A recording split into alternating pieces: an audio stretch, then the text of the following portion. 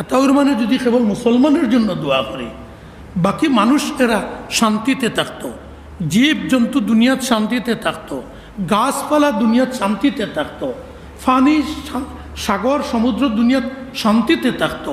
সব কিছুর দায়িত্ব আল্লাহ তাআলা আপনি আমি উম্মতে মুহাম্মদের উপর পড়তেছেন।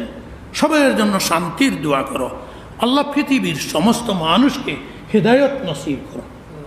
এই দোয়া করতে কোনো আপত্তি আছে? তো কেনে হাত উঠাইয়াই আমাকে নিজের সাম্প্রদায়িক পরিচয় দিব।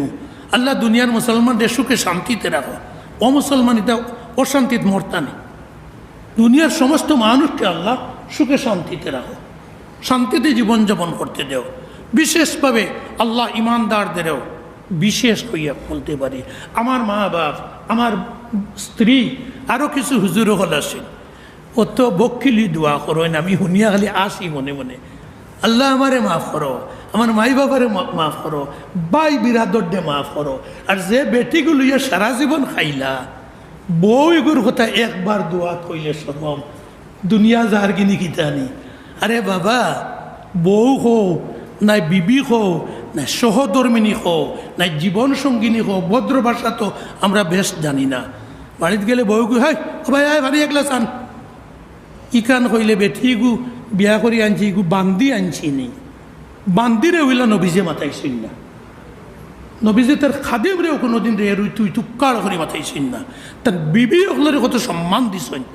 মুসলমানি খালি শিকি লইছি আর শেখ সাহ হয়ে যাই আর ফির সাহ হয়ে যাই আর আবার মুসলমানের ঘন বাতাস খানো।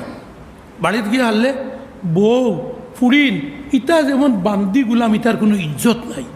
বউরাই খানো শুনোস না নি একলা সানি আনস না। আমি কোনো বেটিয়ে বউ আমার ছাত্রী নইলে শিকাই দিল, যদি ফিরাইয়া কইন আনিয়ার দে ফানি আনিয়ার, তুই ফানি খাইয়া খানো যাইতে রে সাবুদ হয়ে যাবা জামাই নকল। বেটাইনতে যদি ডাক্তার পার হইলা তুইন কইয়া, তো বউয়ে ফিরাইয়া তুন খানো যাইতে রে ফানি খাইয়া কইলে অন্যায় হইব নি?